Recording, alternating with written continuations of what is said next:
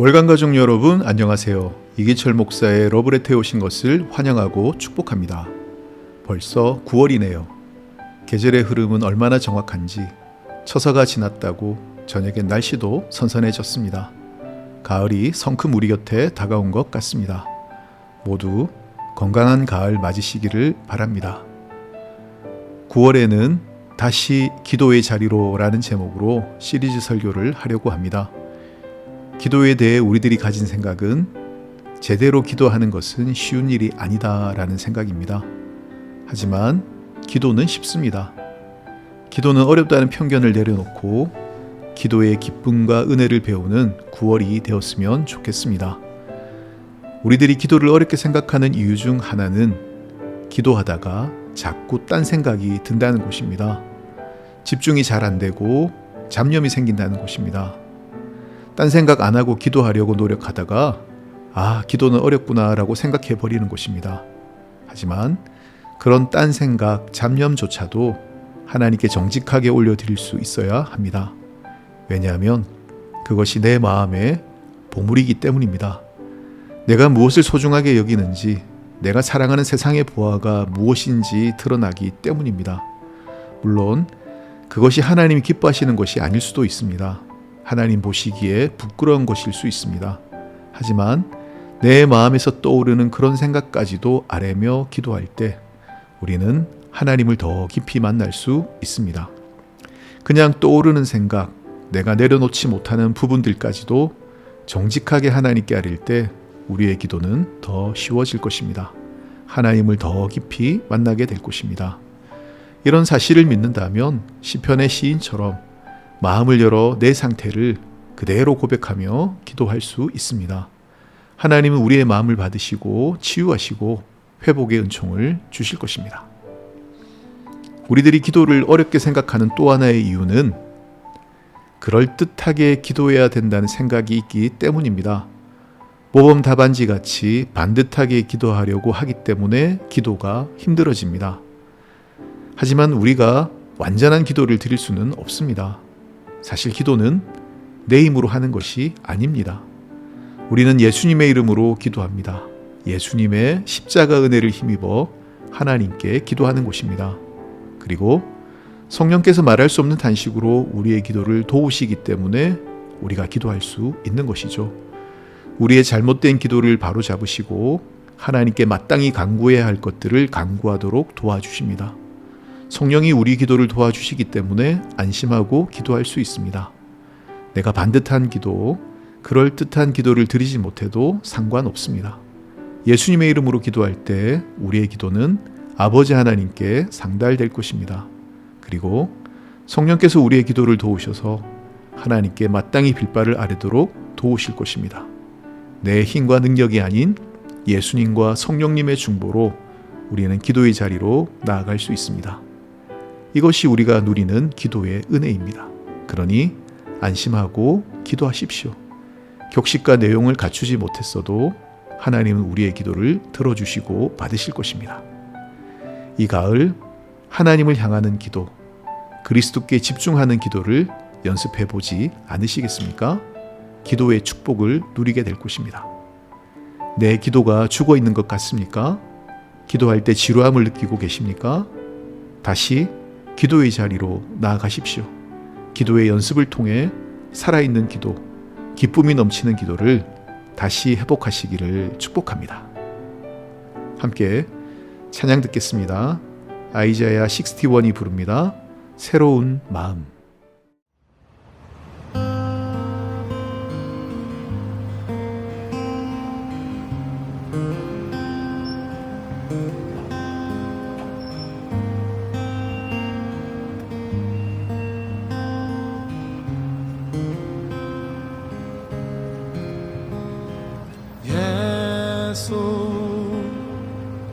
하나님의 아들 말씀으로 오신 주 그 말씀을 믿는 자들마다 새로운 마음 주시네. 예수 하나님 내 본체 사랑으로 오신 주 그 사랑이 날 찾아오셔서 새로운 마음 주시네.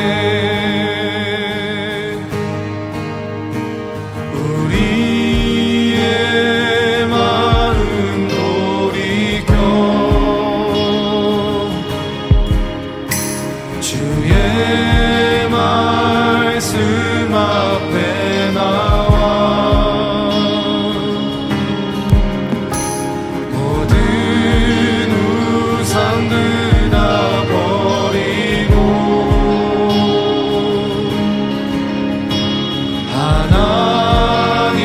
하나님만 경배하네. 새로운 마음 주시고 주님의 성령을 부으사 우리 안에 굳은 마음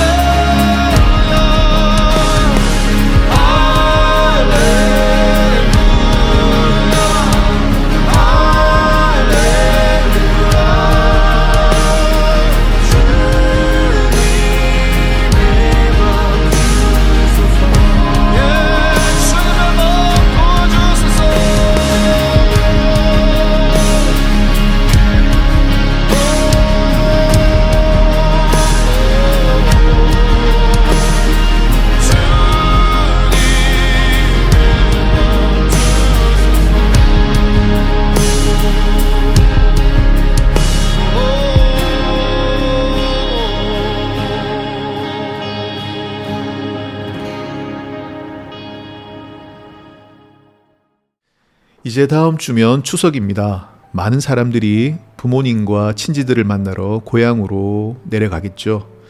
저도 부산에 계신 부모님을 뵈러 내려갈 예정입니다. 기차표 구하기도 힘들고 비행기표는 비싸고 결국 차를 가지고 가야겠다 생각하고 있습니다. 승용차로 가면 안 막혀도 7, 8시간은 걸리더군요. 휴게소 들리고 밥 먹고 하면 말입니다.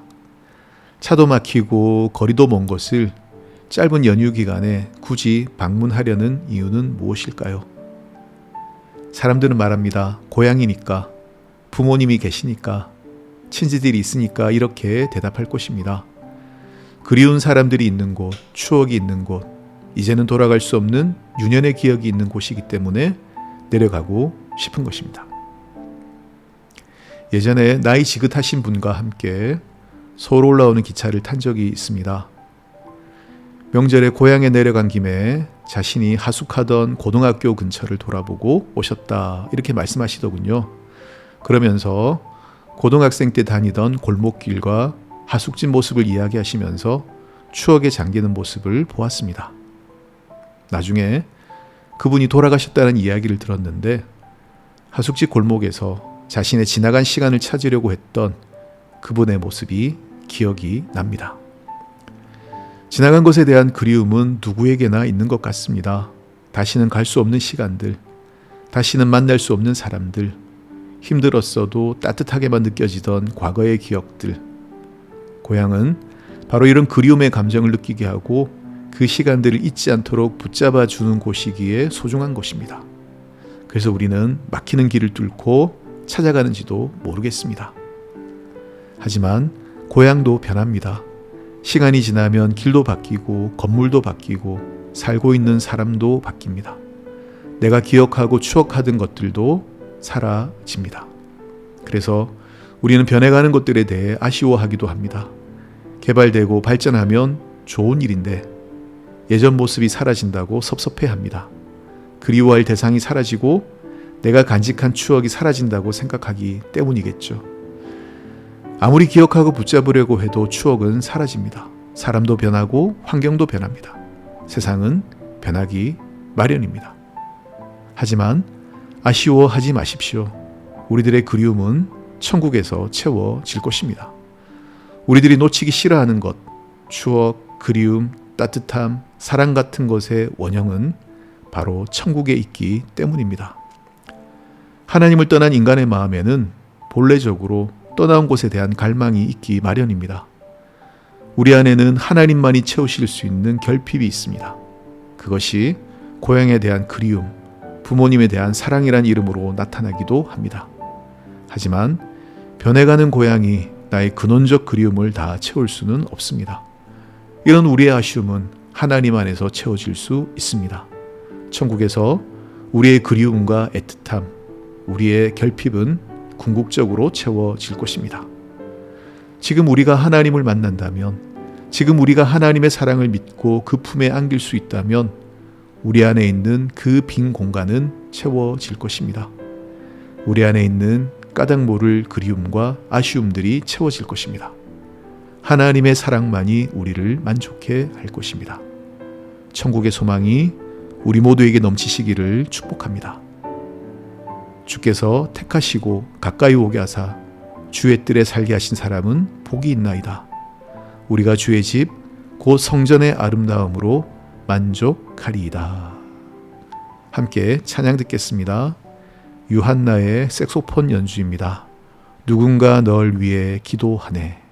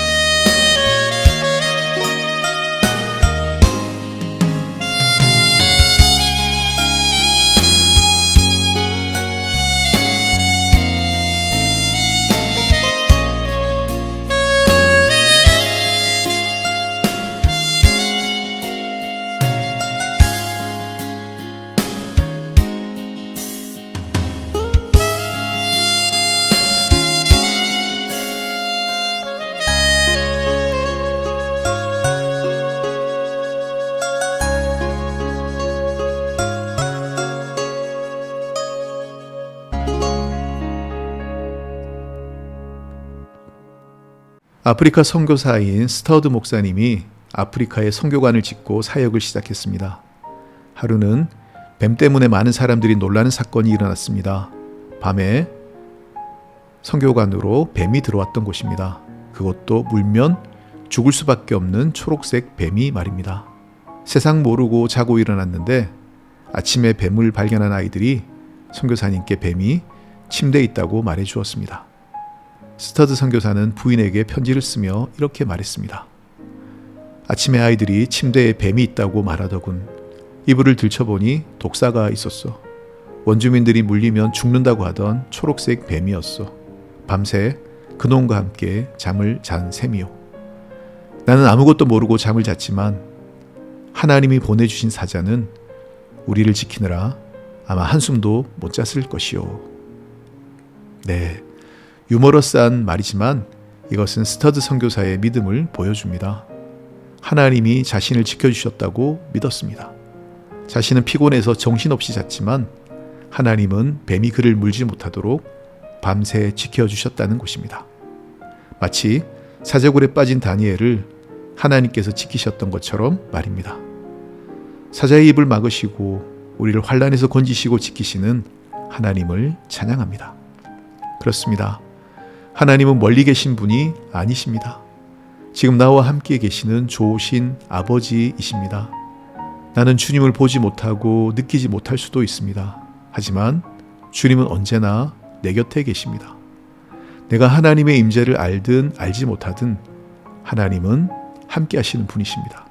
언제나 나를 돌보시고 지키시는 하나님을 신뢰하십시오. 내가 지금 환난 가운데 있을 수도 있습니다. 폭풍 가운데 있을 수도 있습니다. 하지만 중요한 것은 하나님이 나를 버려두지 않으신다는 사실입니다. 예수님은 풍랑이는 바다를 밟고 제자들을 찾아오셨습니다. 두려워 떠는 제자들에게 내니 안심하라고 말씀해 주셨습니다. 우리도 두려울 때가 있습니다. 불안할 때도 있습니다. 하지만 하나님은 우리와 함께 하십니다. 이 믿음이 우리를 담대하게 합니다.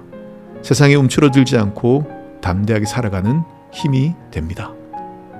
문제는 우리의 믿음이 흔들릴 때가 많다는 것입니다. 그래서 불안하고 두려운 것입니다. 하지만 하나님은 변치 않으십니다. 우리를 사랑하십니다. 결코 우리를 버리지 않으십니다. 이 사실을 잊지 않는다면, 환난 가운데서도 이 사실을 기억할 수 있다면 우리는 담대할 수 있습니다. 흔들리지 않을 것입니다.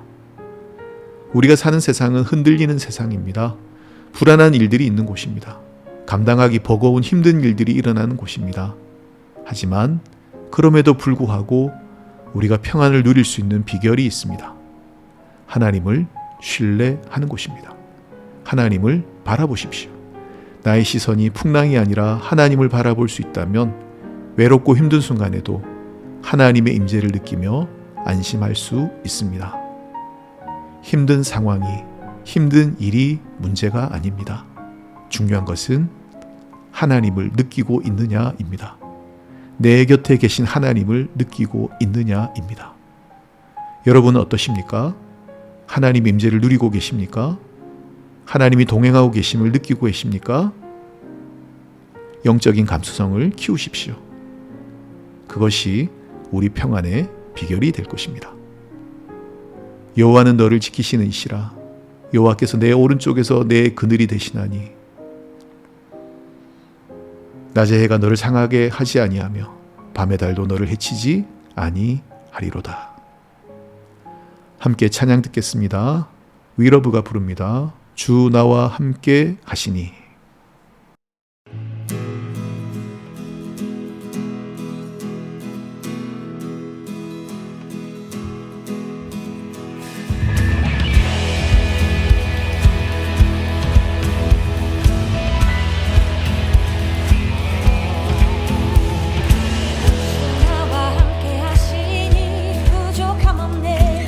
그가 나를 이끄시니 주 따르네. 그의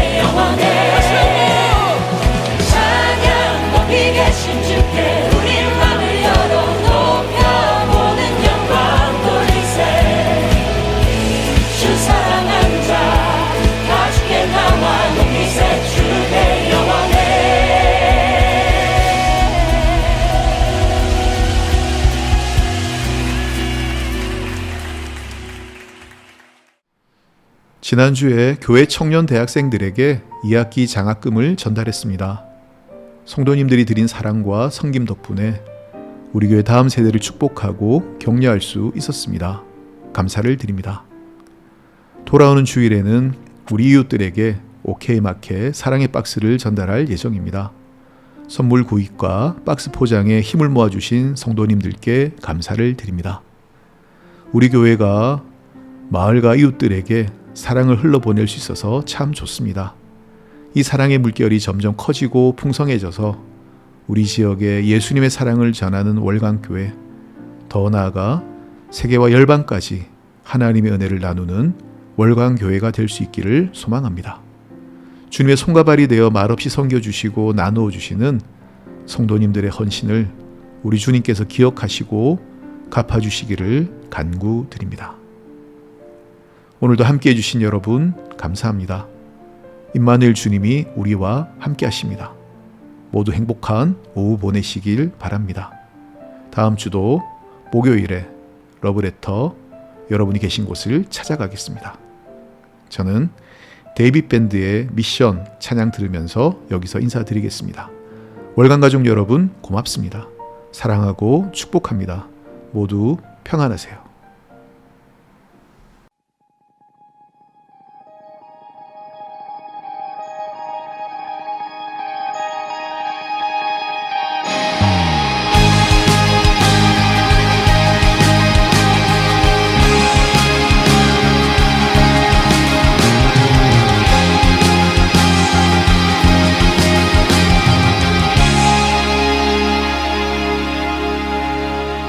소망 없는 세대,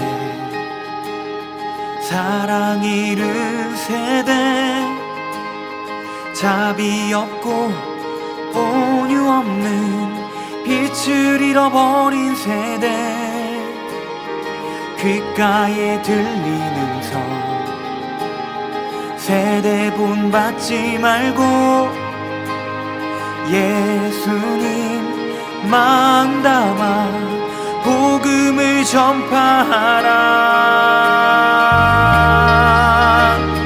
하늘과 온 땅에 권세를 주셨으니 아버지와 아들과 성령의 이름으로 세례를 베풀라. 복음을 전파하라. 볼지어다 주리와 영원히 있으리라.